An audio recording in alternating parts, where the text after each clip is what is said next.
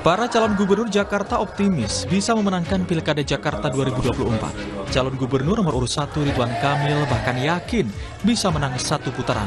Keyakinan Ridwan Kamil ini merujuk hasil sejumlah survei elektabilitas di mana pasangan Ridwan Kamil Suswono atau Ridho unggul dari pasangan lain di Pilkada Jakarta. Pasangan Ridho akan fokus mensosialisasikan visi dan misi ke pemilih yang belum menentukan pilihannya agar bisa menang sekali putaran. Mungkin karena visi misinya tadi belum tersosialisasikan. Mudah-mudahan mungkin setelah pasukan ini bergerak, pasukan relawan bergerak, ada debat kan, debat mungkin disaksikan sehingga bisa mendengar dan mudah-mudahan golongan yang masih belum memutuskan di rentang 15-20% ini bisa meyakinkan ke titipan vote-nya ke pasangan Ridho. Kami ada di perbatasan, kadang kurang sedikit, kadang lebih sedikit, tapi mudah-mudahan bisa lebih dari 50% supaya menangnya satu putaran. Sementara itu calon gubernur Jakarta nomor urut 3, Pramono Anung mengaku terkejut. Survei elektabilitasnya naik jauh lebih cepat dari yang ia perkirakan. Pramono optimis elektabilitasnya akan terus naik dan bisa memenangkan Pilkada Jakarta. Dalam satu minggu itu bisa naik 3% kan lumayan. Dan saya meyakini apa yang saya lakukan dengan Bang Dul sudah on the right track. Nanti kita lihat aja kalau mudah-mudahan akan ada lembaga survei yang membuka kembali. Kalau angkanya saya naik lagi, artinya apa yang kami lakukan itu sudah benar. Dan saya yakin akan naik lagi.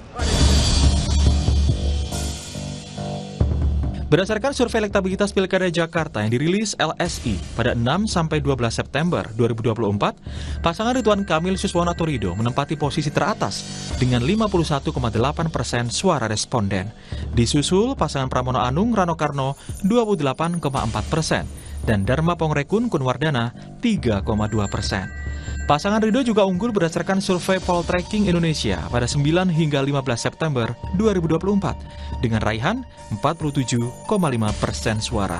Lalu Pramono Anung Rano Karno di posisi kedua dengan 31,5% dan Dharma Pongrekun Kunwardana posisi ketiga dengan 5,1% di posisi ketiga.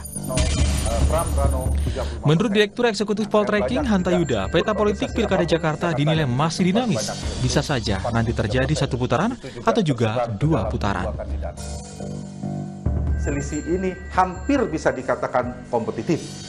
Tergantung trennya, kalau tren Ridwan Kamil terus naik, tren Pramono Anung terus naik, sama yang lain, maka kemungkinan Ridwan Kamil dan Suswono akan memenangkan Pilkada. Tinggal apakah bisa melampaui 50% plus 1. Tinggal itu saja. Tapi kalau trennya berbalik, misalnya Ridwan Kamil trennya turun, Pramono Anung justru naik, kenaikannya misalnya 8% pada Pramono Anung, penurunan pada Ridwan Kamil 8%, maka mereka akan bertemu di angka yang sama dan berpotensi cross. Nah, yang harus disimak, yang harus dicermati adalah trennya di bulan depan seperti apa. Tapi kalau kedua-duanya turun, misalnya justru yang calon dan independen yang naik, itu ya berarti kelihatan bahwa Pilkada akan berlangsung 2 putaran. Kurang dari 2 bulan jelang Pilkada Jakarta 27 November mendatang, para kandidat tentunya akan memanfaatkan sisa waktu dan masa kampanye untuk menyampaikan visi misi dan gagasannya demi memikat hati warga Jakarta untuk memilih siapa jagoannya untuk memimpin Jakarta 5 tahun ke depan. Tim Liputan, Kompas TV. Peta politik di Pilkada Jakarta masih dinamis. Bisa satu putaran, bisa juga 2 putaran. Mana yang paling berpeluang terjadi? Untuk membahasnya, sudah bergabung bersama kami, ada analis politik UIN Syarif Hidayatullah, Mas Adi Praitno. Selamat sore, Mas Adi. Mas Adi, kayaknya masih di mute. Boleh dibenarin dulu? Mas Adi, selamat sore. Oke. Mas Adi, kalau kita lihat dari survei Pilkada Jakarta, kan kecenderungannya kayak makin dinamis. RK Suswono kayaknya makin tipis deh selisihnya sama Pramono Rano. Sementara juga sama, Dharma dan juga Kun juga kayaknya mulai naik ke sedikit-sedikit. Kalau dari analisa Anda seperti apa? Ya saya kira kalau kita guidance-nya adalah survei, saya kira ini bukan angka mati, tapi angka-angka yang cukup dinamis dan sangat dinamis ya, yang saya kira dalam kurun waktu 2 bulan ke depan, apapun masih bisa mungkin terjadi. Dulu memang ketika Ridwan Kamil yang pertama kali disebut sebagai calon gubernur, itu nyaris tanpa lawan tanding. Jadi wajar kalau kemudian popularitas dan elektabilitasnya itu melampaui figur-figur lain. Bahkan ketika siapa namanya Pramono Anung dan Rano Karno ataupun Dharma Pangerekun dimunculkan, ini kan awalnya tidak terlampau kuat secara signifikan, tapi seiring dengan perjalanan waktu, Pramono, kemudian RK, kemudian Dharma Pangerekun ketika sama-sama melakukan kerja-kerja politik, ya roadshow dari satu tempat ke tempat yang lain, berkunjung dengan tokoh, main di media sosial, termasuk media-media mainstream, peta politiknya bergerak cukup dinamis.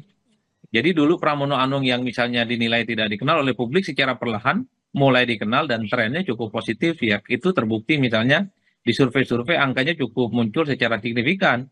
Padahal kalau kita hitung rata-rata Pramono ini kan di launching sebagai salah satu gubernur di Jakarta kan baru 2 bulan. Tapi perolehan elektabilitasnya sudah mendekati Ridwan Kamil. Saya kira itu cukup luar biasa.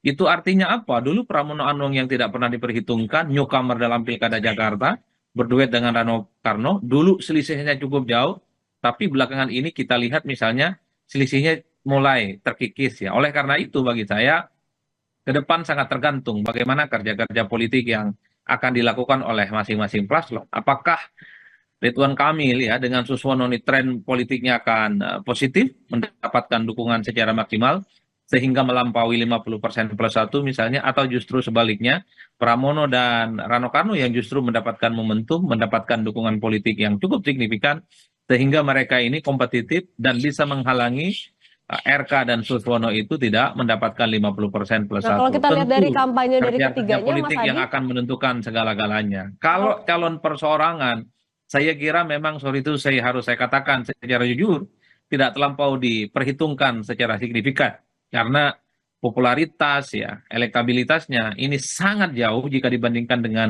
2 kandidat lainnya. Jadi saya kira di situ konteksnya, Mbak. nah kalau kita lihat dari kampanye ketiga paslon nih, memang belum terlalu lama, masih ada waktu kurang lebih 2 bulan lagi. Sejauh ini mana yang program-programnya, popularitasnya dan lain-lain yang paling bisa diterima warga Jakarta? Kalau mau jujur sebenarnya bicara tentang program, bicara tentang visi misi, bicara tentang platform kampanye yang disampaikan oleh semua calon itu mirip-mirip, Mbak. Sama persis yang intinya ingin memperbaiki kualitas kehidupan yang ada di Jakarta. Mulai dari banjir, mulai dari kemacetan, sumbangan untuk RT dan RW, memperbaiki drainase, kemudian menghilangkan polusi, dan seterusnya, dan seterusnya. Jadi semua visi masing-masing kandidat ini saling beririsan satu sama yang lain. Kalau saya melihat dari jauh, rata-rata secara umum, semua kandidat ini sudah mengeluarkan yang terbaik soal apa yang akan mereka lakukan kalau terpilih sebagai gubernur di Jakarta. Nah, yang perlu dimaksimalkan itu adalah bagaimana cara mengkapitalisasi, bagaimana mengkonkretkan visi misi dan janji politiknya itu supaya bisa terukur dan bisa dipertanggungjawabkan. Kalau hanya bicara tentang yang indah-indah terkait dengan Jakarta, misalnya Jakarta itu terbebas dari banjir, terbebas dari kemacetan, kemudian akses terhadap pekerjaan semakin meningkat, kan orang bertanya, dalam rentang berapa tahun itu akan dilakukan? Selama ini gubernur-gubernur sebelumnya, entah itu Anies Baswedan, kemudian ada Ahok, ada Jokowi, ada Foke, dan seterusnya, bicara tentang Jakarta, tentu hal-hal yang sifatnya besar ya.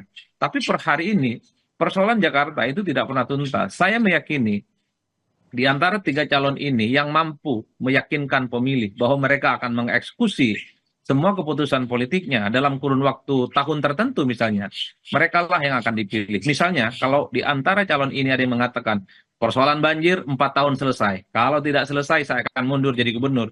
Kalau itu sebagai bentuk kontrak politik antara calon kandidat gubernur di Jakarta dengan pemilih, saya kira dia layak untuk dipertimbangkan oleh pemilih Jakarta untuk dipilih. Jadi itu yang sebenarnya. Kalau bicara tentang yang canggih-canggih, yang indah-indah, saya kira sangat gampang sekarang untuk mengetahuinya secara copy-paste. Tapi bagaimana minta pertanggungjawaban, mengukur komitmen mereka kalau jadi gubernur, itulah yang saya kira menjadi pembeda dari sekian begitu banyak visi misi yang ada di antara 3 calon gubernur yang ada ini. Nah, Mas Adi, tapi kalau tadi visi misinya mereka beririsan, kan kita tahu juga kalau dari hasil survei masih ada 15-20% yang belum menentukan pilihan. Apa yang bisa ketiga paslon ini lakukan untuk bisa menarik hati mereka? Apakah juga bisa dibilang undecided voters ini jadi penentu nantinya? Saya kira undecided memang merupakan ceruk pemilih yang tentu cukup seksi ya, karena jumlahnya 15%. Tapi kan undecided ini kan faktornya banyak. Pertama, mereka itu masih bingung di antara tiga calon ini dinilai. Tidak ada yang berbeda secara signifikan. Belum ada yang meyakinkan yang 15% ini untuk datang ke TPS dan memilih mereka. Yang kedua, ada faktor ketidaktahuan soal visi mereka. Yang ketiga, ada faktor popularitas. Saya yakin di antara yang 15% ini masih belum ada yang kenal tuh para kandidat, terutama yang popularitasnya cukup cukup apa namanya cukup rendah. Jadi dalam konteks itulah saya kira ada rentang sekitar 2 bulan yang masih bisa dimaksimalkan supaya para kandidat ini mendapatkan simpati dan dukungan undecided voter yang saya kira jumlahnya signifikan. Tapi saya kira yang 15% ini nggak mungkin disapu bersih oleh salah satu kandidat. Misalnya 15% disapu oleh RK, disapu oleh kemudian Pramono Anung ataupun Dharma Pangrekun. Dalam teori politik apapun, paling mungkin itu dibelah jadi 3. Tinggal persentase paling banyak ke siapa, paling sedikit ke siapa.